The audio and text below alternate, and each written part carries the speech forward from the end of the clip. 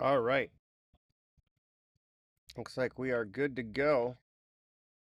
I want to welcome everyone to this week's episode of Back to the Futures with me, Markets and Mayhem. And happy Taco Tuesday to all those who celebrate this momentous occasion.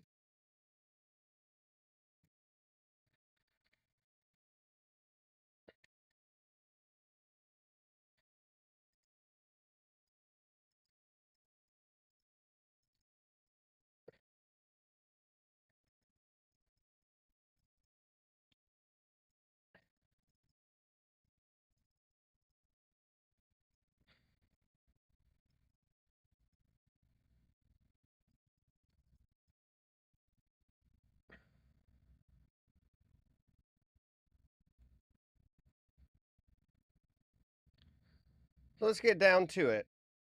First, risk management is probably the most important part of your trading journey, which is why I like to take a quick pit stop at this disclosure and remind people, please don't risk more than you're willing to lose. I know we all want to make money, and I think that's great.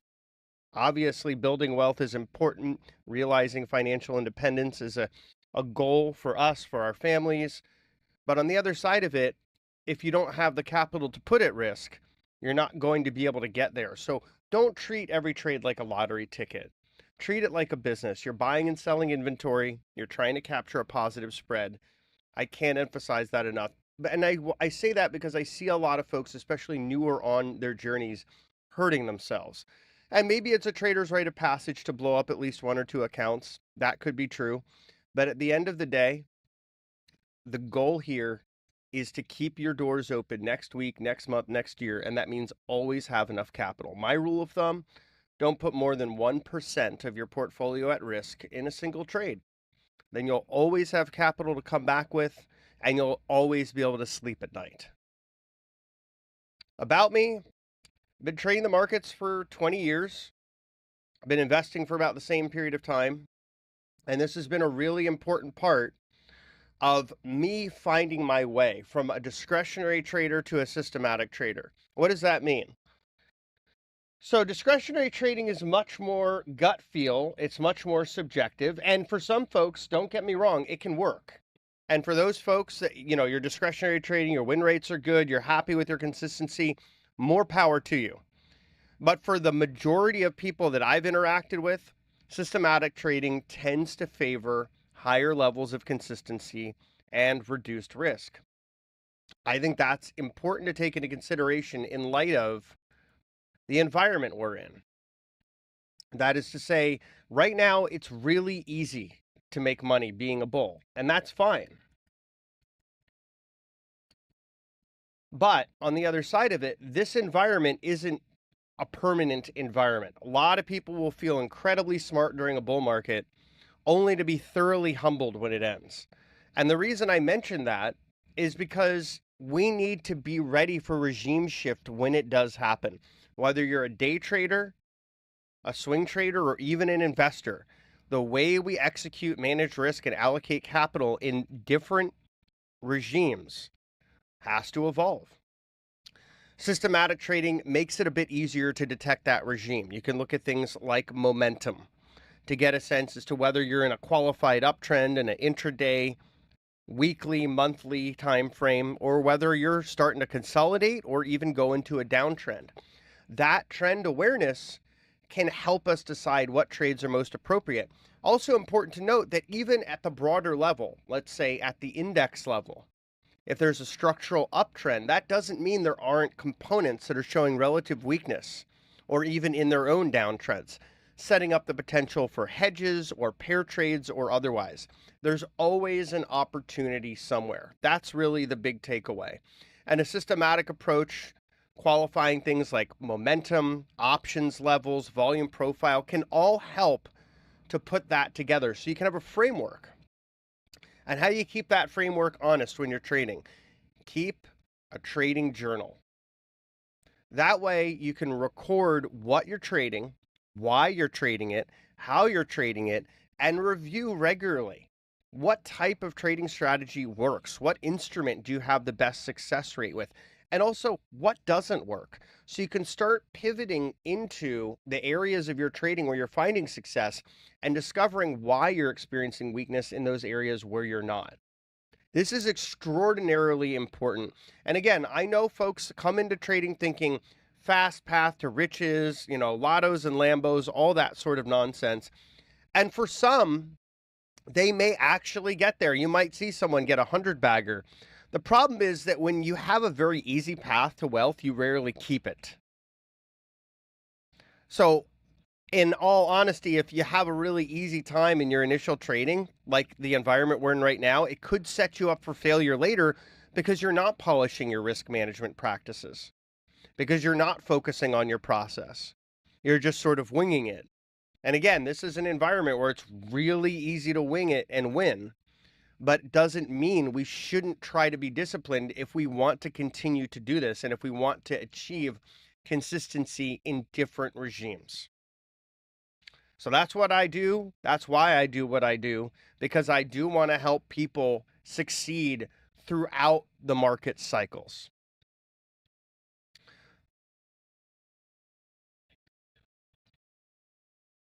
And we do have pivots for this week. The pivots are 65, 64, 25 on ES and 24, 52, 425 on NQ.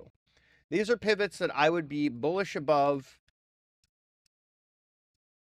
and bearish below.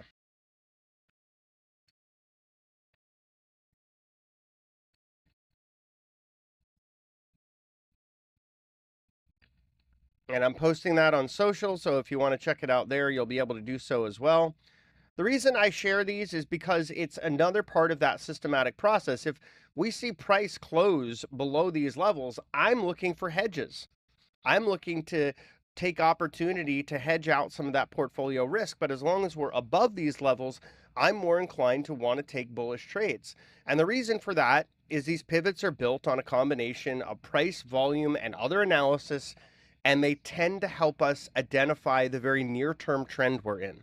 So they can be helpful for both day traders and swing traders. And it's something that I built as a part of my systematizing how I approach markets. Rather than spending a lot of time examining all these levels on charts, I've automated that to save some time so I can preserve that mental capital and use it to focus on finding opportunities. And we are in an environment of positive gamma. That tends to mean vol compression. And with realized volatility as low as it is, we can see it. We can also see it in the VIX and how it's been overall very subdued. Positive gamma essentially means that it's more likely dealers will be selling rips and buying dips. So if you think about it, if they're fading the moves higher and they're buying the moves lower, what does that do? It's kind of like pushing the price range into a narrower channel.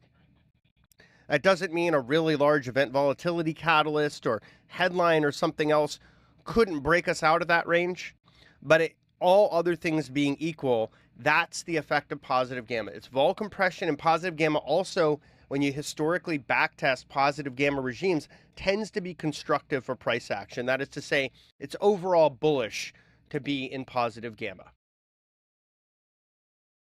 Now, if we did flip below 6509, assuming that was the gamma flip level at that time, then we'd start to get into neutral and then eventually negative gamma.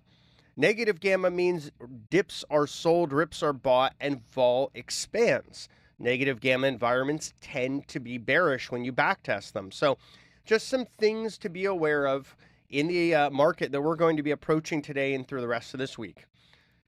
On that same note, we also have some signs that interest is rolling higher on the S&P 500 options chain. This is a good thing to see. What this tells you is that some of these larger institutional desks are pushing into higher strikes. And they're doing that because they have confidence that the market could see higher highs.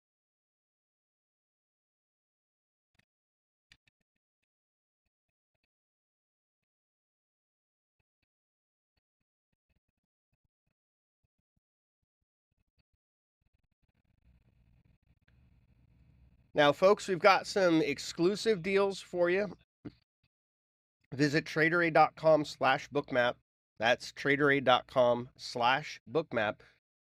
Scroll down to the special offers, and you can get up to 40% off of your first billing period of Bookmap. So this is a pretty solid deal. Definitely recommend checking it out if you've been hesitating to pull the trigger, trying to get a good price for the software. And bookmark this for later, because if you watch this or other presentations on Bookmap and realize later, hey, I really wanted to grab that, you'll have this coupon in your back pocket. And the folks at Bookmap would love for you to join the Discord and hang out, check out the educational content they have there, of which there is quite a lot. They have regular educational streams from a number of different seasoned traders, and also a community and great people to help support your journey on Bookmap if you're trying to learn more about how it works. So you can do so by visiting discord.com/invite/bookmap. And without further ado, we're going to go right into Bookmap itself. So we've got that on screen. I'm also going to pull up my news feed. It might briefly. Okay, it didn't interrupt the feed. So that's good. That's good. But we've got Bookmap on screen. We're going to talk about this a little bit more, about what we're seeing on screen and why it matters ahead of the market open, which is just about 13 and a half minutes away.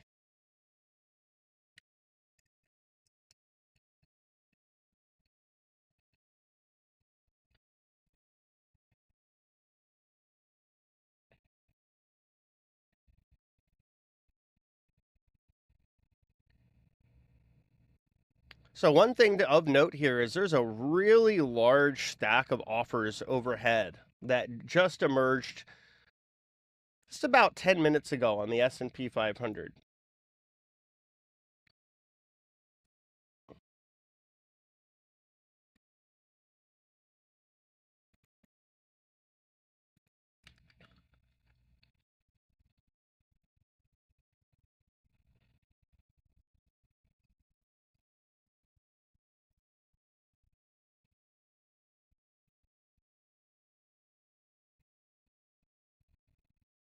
The reason that offer is noteworthy is because it gives us a sense as to whether or not there's sufficient demand. So we can see that there is some aggression here in the buying.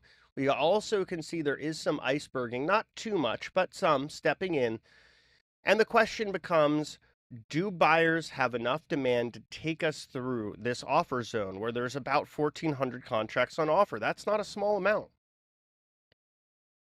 especially with an order book depth on the December contract of about 19.1 thousand. You can see these offers emerged just after buyers were starting to push higher, and when they did, we saw price retreat and begin to consolidate a bit here.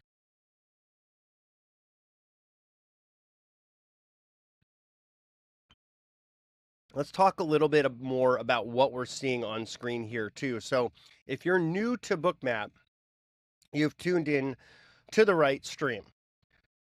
I know a lot of folks ask me, what do these bubbles mean? Why aren't you using candlesticks or, bars or other kinds of more conventional indicators to show price action? Well, I'll tell you that for my own purposes, I really like these delta bubbles. The bubbles are quite simply showing you aggression by either party. Larger green bubbles mean more buy-side aggression. Larger red bubbles mean more sell-side aggression. So understanding who the aggressor is can give you a sense as to what's helping to move the tape. It also is important because being able to visualize that right where the price action is useful. Obviously, there's other ways you can view aggression by delta, but for me, this is a very straightforward way. So instead of just looking at where price opened and closed and traversed, you're able to see which party is showing more aggression on the tape. If you're an intraday trader, that's important intelligence. Then there's the heat map, and I pointed to this area earlier. These are offers overhead. These are parties that are interested in selling their S&P futures contracts. And you can see right now, it's kind of interesting and a bit revealing. These are likely both the same party because they're showing the exact same size, 669 and 669 stacked one on top of the other. So about 1,300, a little excess of that contracts on offer just overhead. And this is a test for buyers. If they're able to push above it and keep going, that shows you they've got plenty of demand left in the tank to keep this thing running. On the other side of it, if they get up to that zone and reject lower, that's giving you a sense that they don't have that demand. I say that as one of those offers just disappeared. I do not see it on the books anymore, but we'll keep an eye. Now let's talk about this little red icon with 186 above it. What is that? That is an iceberg sell icon. What that means is that a larger party is passively distributing some supply there. So now we've seen both offers have disappeared and there was an iceberg order. Was that the same party shifting strategy a little bit? Selling passively into current levels? It's possible, but we'll watch this tape as we get to the market open about 9 minutes away. What is noteworthy about this 186 iceberg is you can see we went from positive levels of iceberging now to negative levels. And that's on the subchart here, which is also helpful. You might ask yourself, what is an iceberg order? Quite simply, an iceberg order is an order where the party is attempting to conceal the total size of what they want to move. And there is a specific order type in many brokers that allows you to do that. So for example, if you wanted to move 10,000 contracts of S&P, you're probably not going to want to show more than 500. So that means you have an iceberg order for 10,000 and you'd have to move 500 contracts 20 times. But that's a lot easier than showing 10,000 on the offer and having the market negatively react, run away from that potentially. So iceberg orders are there to conceal size. They're useful for traders of all size as well.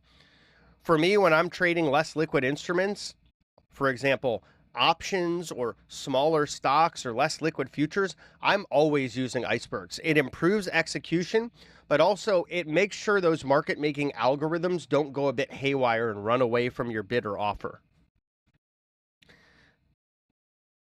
The other side of this is stops, and we do have, through the MBO data package on Bookmap, the ability to visualize both icebergs and stops as they're coming through the CME for these futures contracts, which is really quite helpful. So stop runs are something that you'll see when there's a larger party getting pushed out of their position and they're forced to exit with a market stop. Both of these indicators I have configured to only show the more extreme events. The reason for that is I'm looking for potential turning points. I'm looking for events of interest with these icebergs and stops. So if you're on your Bookmap platform right now, or you can simply scroll back to this part in the video later, I can show you what I'm doing to filter that out. So for the iceberg visual settings under stops and icebergs on chart, I'm doing a 90-minute standard deviation interval with a 10 standard deviation multiplier. And I'm redacting what all I'm showing, just these options. And finally, I'm color coding my sells and buys. Sells are red, buys are green. That way, on the surface, it's obvious what I'm seeing. And because it's printing, it means it's something that is noteworthy. And I take a very similar approach to the stops. So I'm doing a 10 standard deviation, 90 period, and then I'm also only showing stop runs to, again, optimize what's being visualized to show events that may be market moving.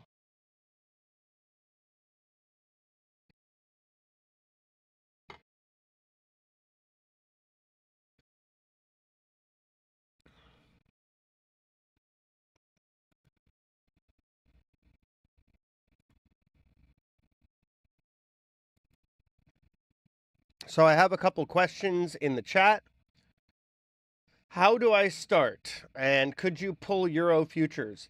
So if you're asking how do you start with Bookmap, just visit Traderade.com/bookmap. If you're interested in getting that first month or quarter, you can get up to 40% off. That's Traderade.com/bookmap. And in terms of can I pull Euro futures, I sure can. Let me see if I'm able to find that contract here.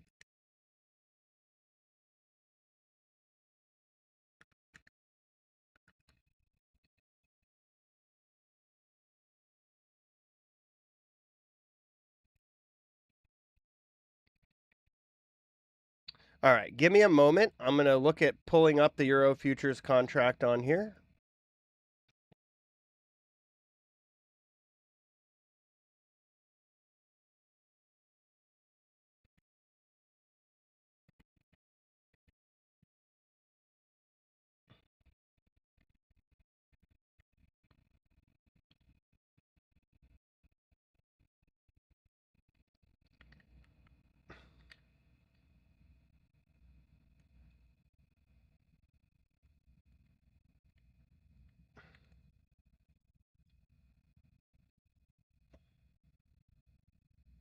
All right, we've got the Euro futures contract over here. Let me just clean it up a little bit.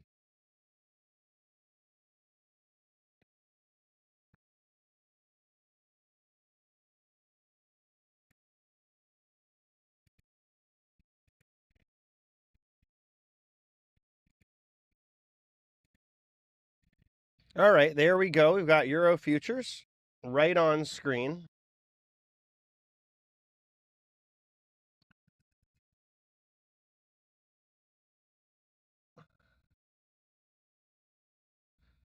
So I've been asked, am I a quant? I would say I definitely engage in model-driven trading of various frequencies, but I don't think that I could just put myself in that box alone. I'm a little bit more of a, I'll trade whatever has momentum at varying time intervals, and I'll overlay macro and my systematic approach towards those trades. So it's a little different. It's a little more nuanced. It's a trading style I've come up with over 2 decades of trading the markets to both keep myself honest, so I don't let my emotions run the show, but also to really automate more. So I'm spending less mental capital, just staring at the screen and focusing more on that, on identifying more opportunities, improving my approach, etc. And I've got a question from Ships. Ships, good to see you. Do you think GC and GLD are both products that have lesser liquidity? GLD is pretty darn liquid. I mean, that is a pretty liquid product overall. GC can be illiquid at times, but I mean, as long as you're not throwing too much size on that thing, I think it works just fine, especially for swing trading. I've loved GC for swing trading. I think it's been excellent. And for me, I prefer to trade futures rather than ETFs for a number of different reasons. One of which is that your risk management is so much better. I know that these ETFs will eventually be trading 24/7, but still, even in their like after hours trading, they're much less liquid. The main market makers are no longer really participating. So it's harder to get a good fill. Spreads can blow out a bit. For me, the futures contract tends to be a more reliable vehicle. If I need to take a stop out overnight, I'm likely to get that stop out at a more preferable level than I would in GC when it reopens and whatever the spread is at that time, for one. Or GLD, I'm sorry. So GC, I prefer that to GLD because it's a futures contract that allows you to manage your risk with a better trading schedule, I would say. These commodities are really trading basically 23.5. So I need access 23.5 to be able to realize risk and reward during other time frames, because I'm going to have an order for a limit to take profit and also a stop out if the trade doesn't work out. And that order is going to get executed whenever that contract's open if those levels are realized. So that's one part of why I'd rather trade GC than GLD. The other part of futures versus ETFs or shares, you get better tax treatment. You don't have any restriction on wash sales. So if you're a higher frequency trader, that can help quite a bit to improve your overall tax outcomes. So, obviously not tax advice and specific to people in the US or wherever there's wash sale restrictions. But those are the two reasons for me why I prefer to trade futures when there's that vehicle available versus, say, an ETF. So let me know if that is helpful.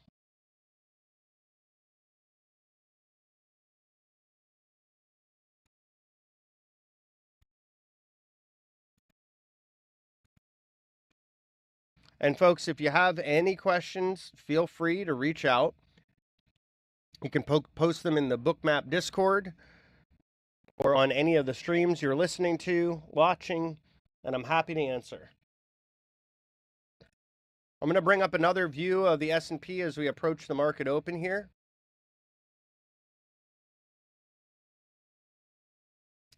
This is going to be the pivot stream that I have, and I'm just going to be watching that 6680 pivot below us. I really don't want to see price move below that or the call wall during regular trading hours. To me, that would suggest that we could have some further weakness to come. So we're going to be watching 6680 here as our daily pivot.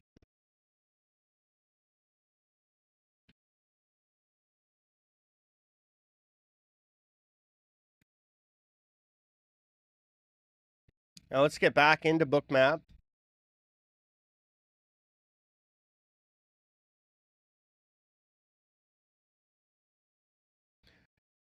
And in terms of the contracts here, first with the euro, since it's on screen, overnight, pretty much just consolidating. Although I will note we are now pushing to new highs on the euro contract.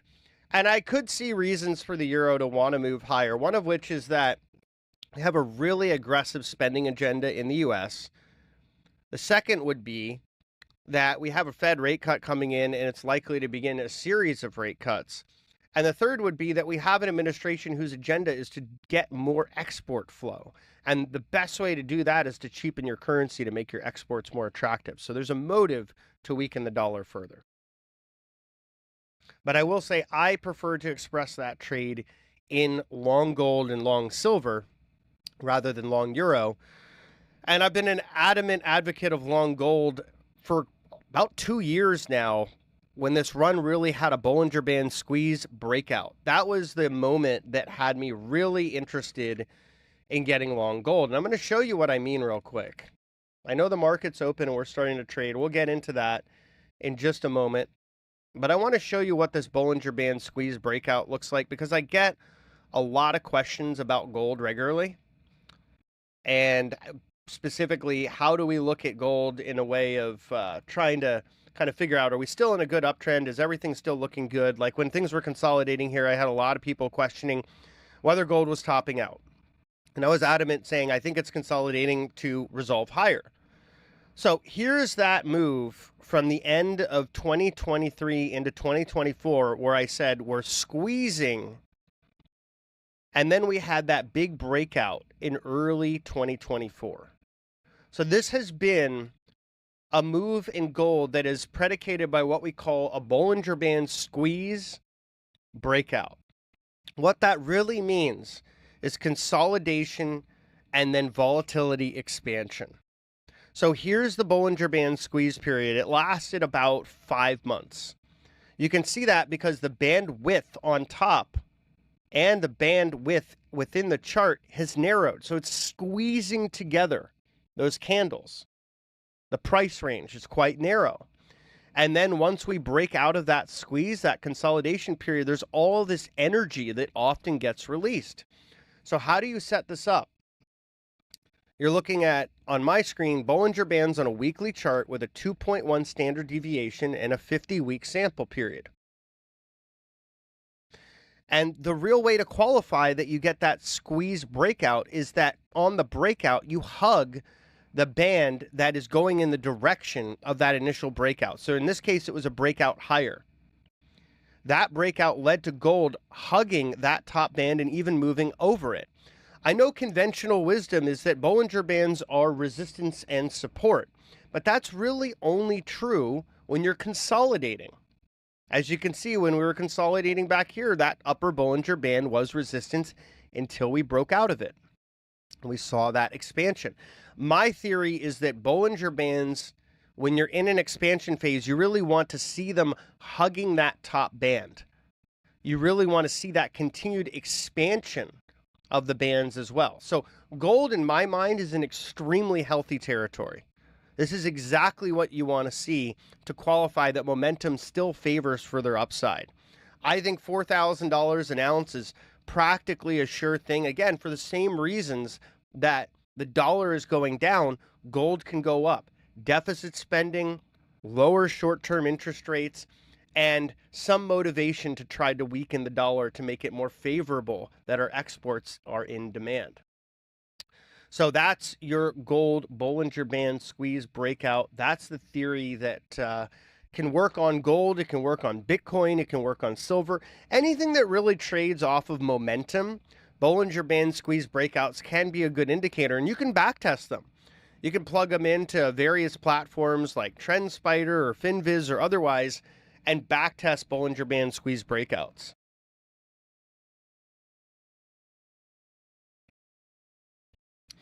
So I've been asked what I think about the Genius Act, the stablecoins backed bonds. I mean, I would imagine that if these are US dollar focused stablecoins, which all signs point to, that this would just create another pathway to create some demand for dollar denominated instruments. I don't know that it would offset potential dollar weakness moving forward, but it could at least buffer it a bit. But it also helps to diversify, what all is considered crypto or crypto peripheral. Having some more legitimate use cases would certainly help, and this could be one. So let's get to the S&P 500 here. First, we're just going to quickly look at the overnight session. We had a nice pop into the Euro auction. And then since about 5 a.m., we've been fading this thing. We've been seeing it just coming off of those highs. So it'll be interesting to see how the early morning session reacts here. Overall, I think structurally we're in a really well-defined uptrend, but that doesn't mean we can't have days where there's some consolidation or even some weakness.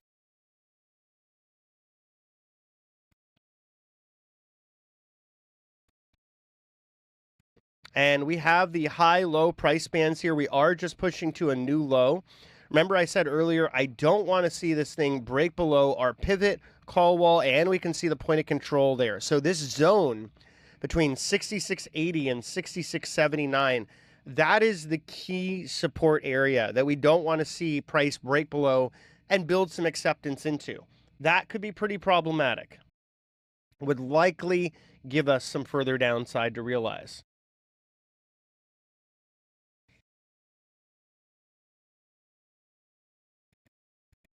Sorry about that. We're also going to take a look at this once again. Looking at the pivots chart, we can see we're just testing the 66.84 key 4 plus pivot level as well. This is a SPX options visualizer level. And that is where there is a decent amount of call focus. So as you push below it, you do get the temptation to see some negative continuation. So it's getting more and more likely we're going to test this confluence area between 66.80 and 66.79, where I would imagine there should be a decent amount of support, but let's see what the market tells us. Breaking below that would have me looking for some intraday fades. And you can see there is some acceleration and iceberg selling happening here. 334 contracts. Now revised to 178. Oh, that was a stop out as well. So 178 contracts stopped out there on that downside move. So a bit of a stop run. Nothing too extraordinary. Getting right back to the point of control.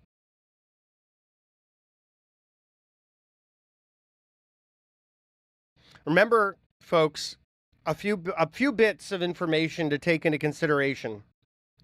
One, this is a triple witching week. You've got contracts expiring, you've got options expiring, you've got a lot of stuff going on underneath the surface that can cause the market to move in ways that may not fit the outcomes you would expect given technicals or options flow or otherwise.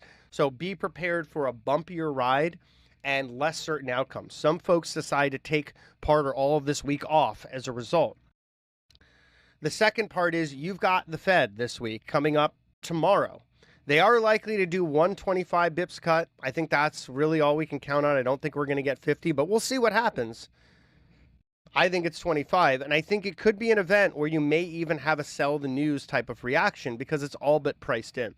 So just something to take into consideration. Doesn't mean we won't sort of recover and continue higher, but my focus is going to be on the options market. Where do positions go in SPX? Because it's been giving us so many clues as to where the market wants to go.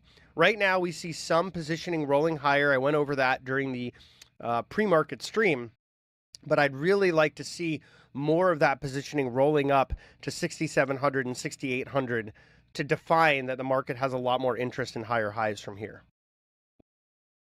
We are breaking below the point of control here, now testing the pivot and call wall.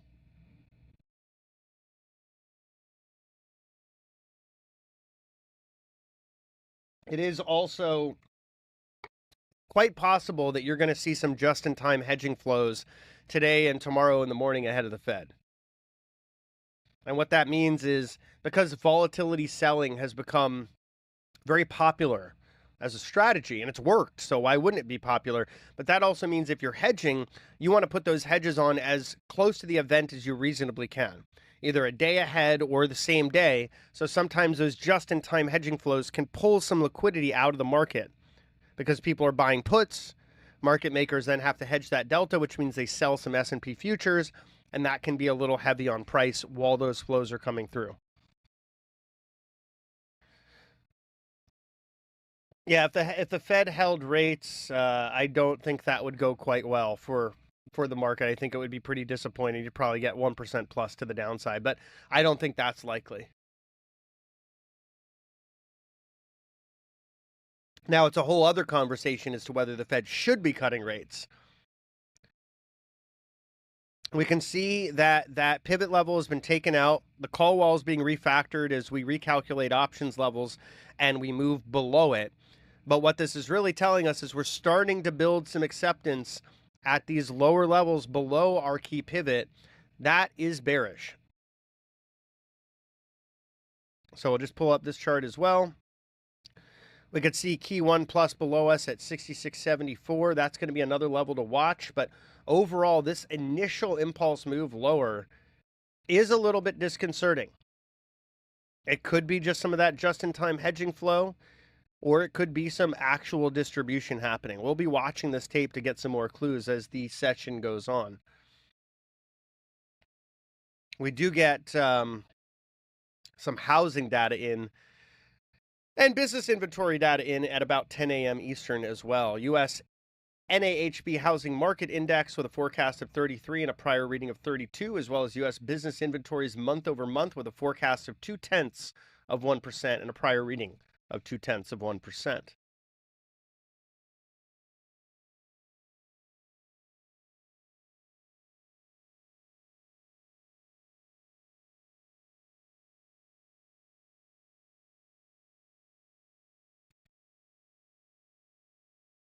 And we are continuing to see that downside consolidation, accepting price below that pivot, below the point of control. Let's take a look at the order book here. I'm just going to pop this chart out completely. Don't see much interest building below yet. One of the things I like to see if we're looking for continuation of the downside is more interest in bids building below spot price. So we'll see if that starts to build. We just saw one bid pull in here, but it's not too big. Let's also compare and contrast what's going on with our high beta friend, the NASDAQ. NASDAQ looking a bit weaker than the S&P, or the SPOOs, as some call them. Rolling over to new lows as recently as just about 3 minutes ago. And I'm just going to pull up a broader market heat map here. Take a look at what's going on. And I'll share this on screen. Just give me a moment.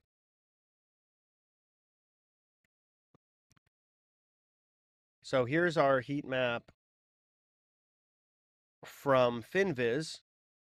And pretty good amount of distributive flow across the market. Oracle's an outlier, up about 6% today. But the rest of the market's kind of ho-hum. A lot of selling in financials, utilities, some of the techs.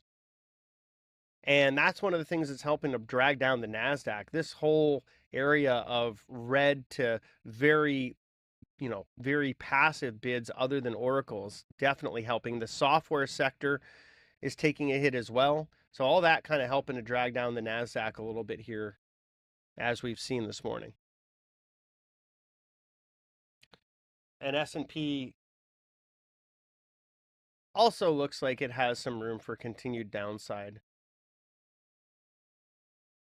We'll start getting those options flows here momentarily. We'll get a better sense as to where some of these early flows are targeting. We can see also this area where there's a bid corresponds with our volatility trigger. So there is some interest in these lower levels. It's not building up to the point where I'd say, they're making it pretty clear in the order book that they want lower price, but the price action is giving us that sense, as is some of the aggression we've seen on the sell side. And we see S&P futures falling, the NASDAQ making new lows here. So again, we talked about the opportunity to fade this thing if it went below our pivot, the point of control and the call wall at the time, and built some acceptance. Well, we've now seen that. So it does look like we've got some potential for this thing to continue to roll lower here.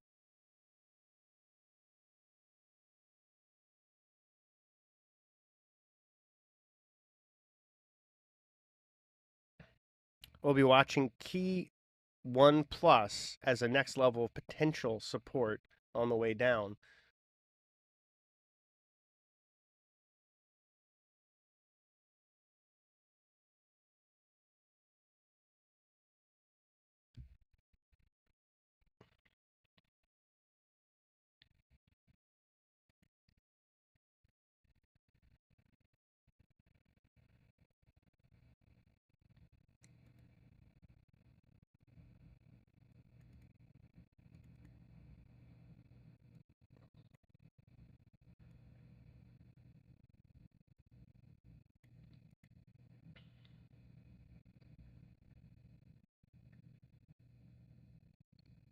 Let's quickly check in on crypto here too. It's usually a good barometer of risk appetite. Yeah, you can see Bitcoin rolling over here.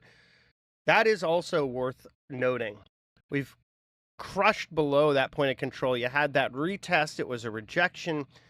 So that's another sign that there is some de-risking going on underneath the surface. It's nothing too extraordinary, but it's at least noteworthy for us intraday traders. And the Russell, another good barometer of risk appetite, especially for lower quality stocks. This one also just rolled over pretty heavy off the open, only now just starting to get a bid. So you can see from multiple different sources of risk appetite as a heuristic, there is some de-risking.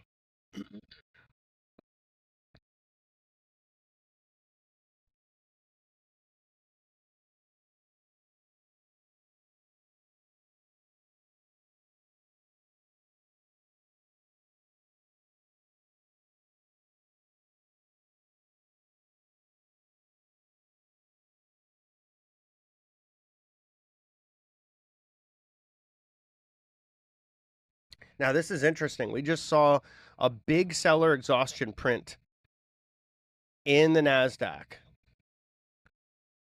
I'm going to share this on social because it's interesting when these things print, because sometimes it can give us a sense that there is some potential for a reversal there because sellers are getting a little bit ahead of themselves.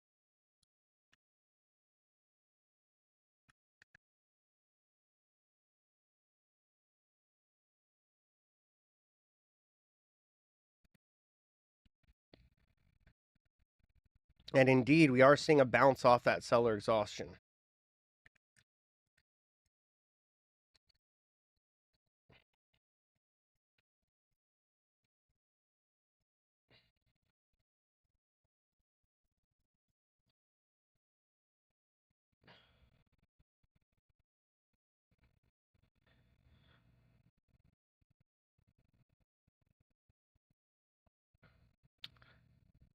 And you could see we had that print. There was a really aggressive sell down there. There was basically just one sweep after the other on that order book. And that led us to a really quick pop back higher. It wasn't anything too big, maybe about 15 points, but you can see how reflexive that was from exhaustion. There was an immediate bid. There was also some iceberging right ahead of that, showing there was passive interest in longing.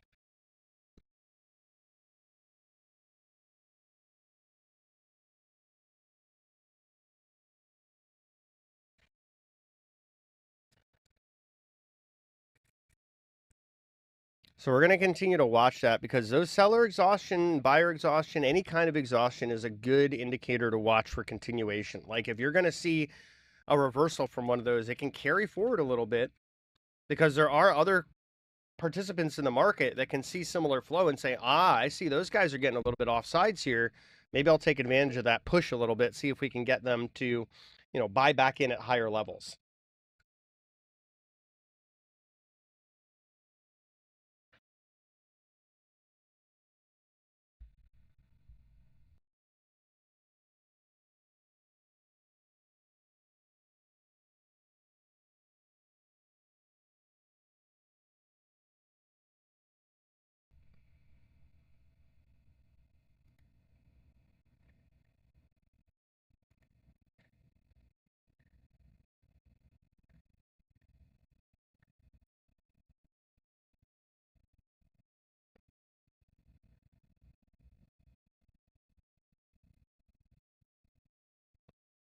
And it looks like buyers are just not really willing to take the ball and run it. Look, we got another seller exhaustion there. There is some motivated selling happening here, though. I don't see anything on the wires yet. There was a headline that came in, DOJ to challenge ruling on Fed's cook soon at Supreme Court. I'm not really sure if that's to account for this. But nevertheless, another exhaustion print, another bounce off that exhaustion. You could see how mechanical that is. We'll zoom into the microstructure of this just so we can kind of get more into the nitty gritty. These exhaustion prints are almost always leading to very quick reflexive bounces, and then sometimes they can give way to more selling if buyers don't take advantage of that brief strategic advantage they were enjoying. And they did not take advantage. We did see a little bit of iceberg buying into this other seller exhaustion print as well.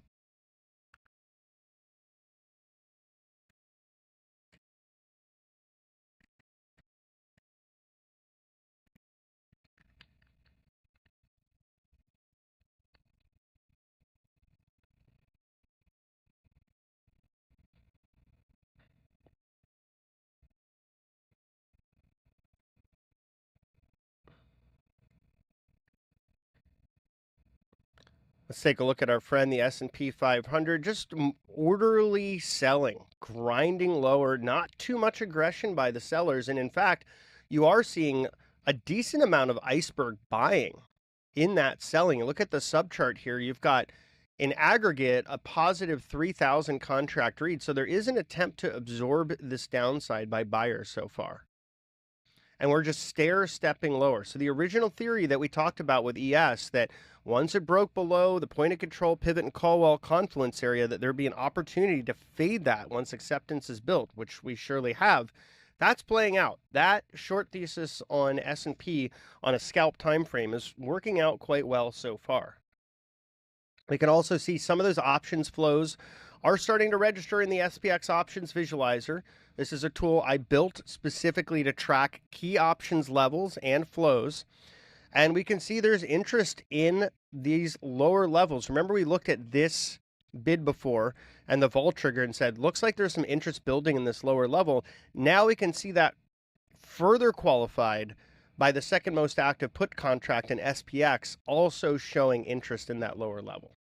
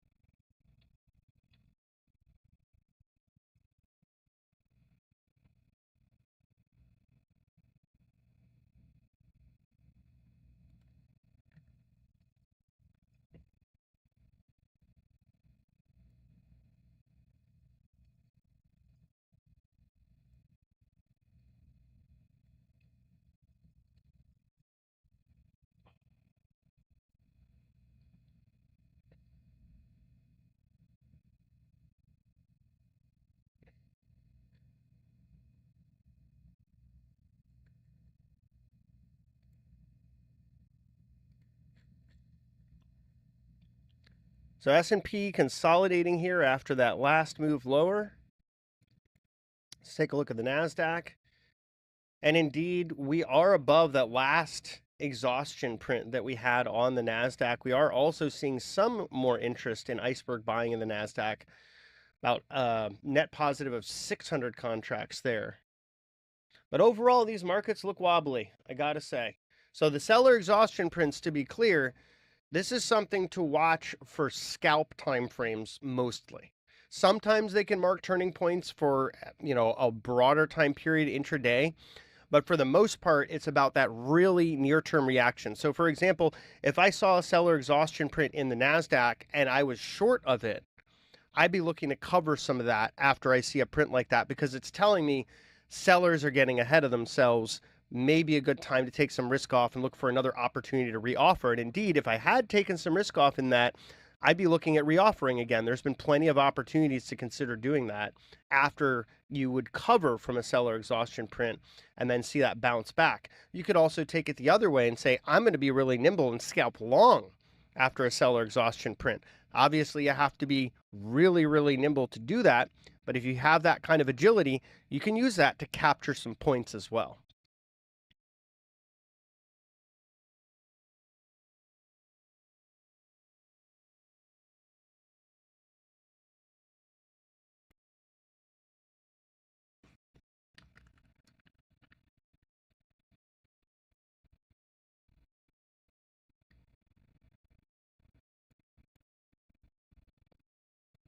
So we can zoom out on the NASDAQ as well. We've got an options visualizer for it. So far, we're not seeing too much flow, but the hot put contract so far about 1,200 points lower than current price. There's about 130 contracts executing down there. Now, the NDX is not a super liquid trading vehicle, so take that for what it's worth. There's more interest in the hot call than the hot put so far on the NASDAQ as well. But nevertheless, you are seeing a pretty wide range of strikes so far, suggesting it could be a volatile day. Let's go back to the S&P. We'll look at the same. And yeah, I mean, look at that. There's a pretty wide range in the S&P. It's about a 1% range between the strikes. So not as big as the NASDAQ, but still noteworthy, especially given that hot put trading with about 50% more volume than the hot call. So I do believe some of this is just-in-time hedging. It's not just downside bets. It's folks that are hedging ahead of the Fed, possibly ahead of other events, but I think the Fed is really center stage this week. And you usually see those just-in-time hedging flows the day before and the day of in the AM session.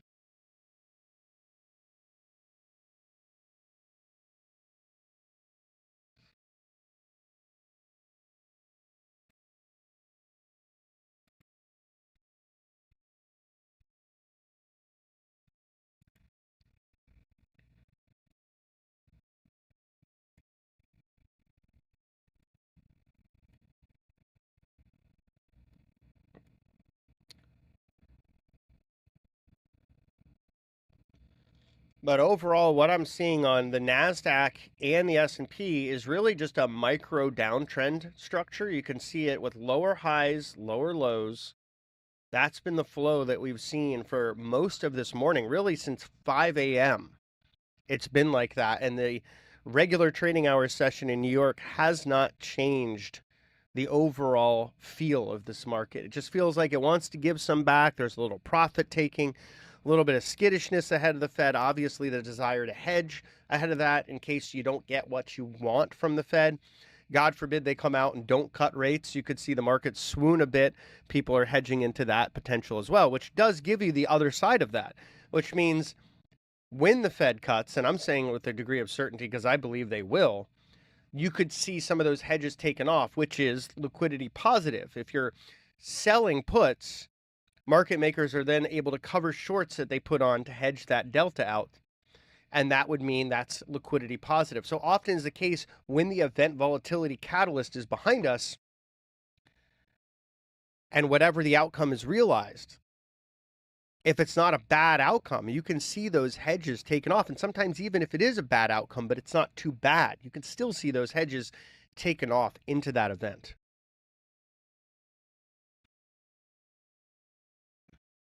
Let's get back to the S&P 500. You can still see call flow is less than put flow, but the gap is being narrowed.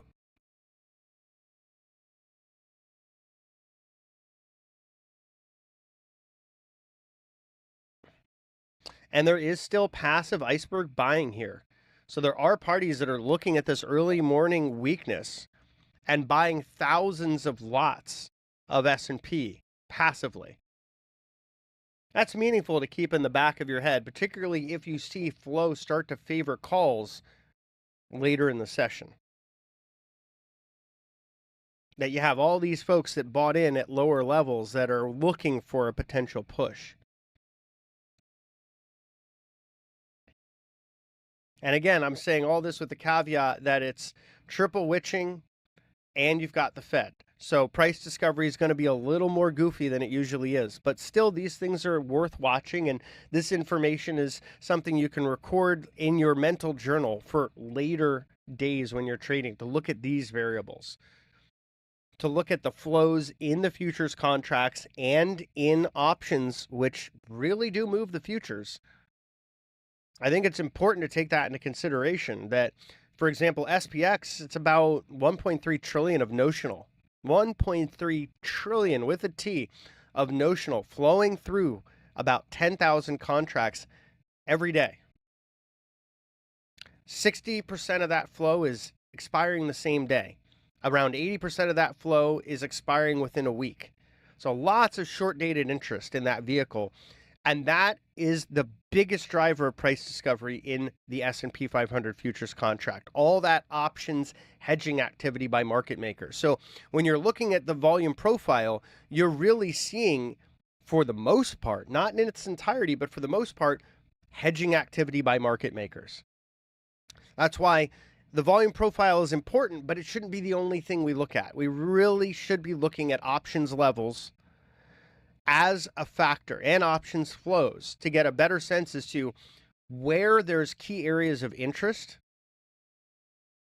and how those levels might factor into how we manage risk and potential reward driven outcomes. We can see the market now falling to a new low here on S&P, kind of conforming with what we talked about with the sort of micro trend downward. We could see there's been a few stop runs. After you get a chunky stop run, you usually consolidate a bit. That's been the case with both of them. Had this nasty stop run, consolidate, nasty stop run, consolidate. Maybe we're about to get another nasty stop run and consolidate a bit from here. But the market is moving in a way that gives us a sense that we have more potential for downside. So that's the biggest thing to watch for now, some of that just-in-time hedging. Let's keep in mind that there is iceberg buying here, so watch those calls as we get into the later part of the session to see if they become much more popular than the puts. I usually like to look 30-40% excess in volume to get a sense that maybe we have room for a reversal. So this could be a two-sided day.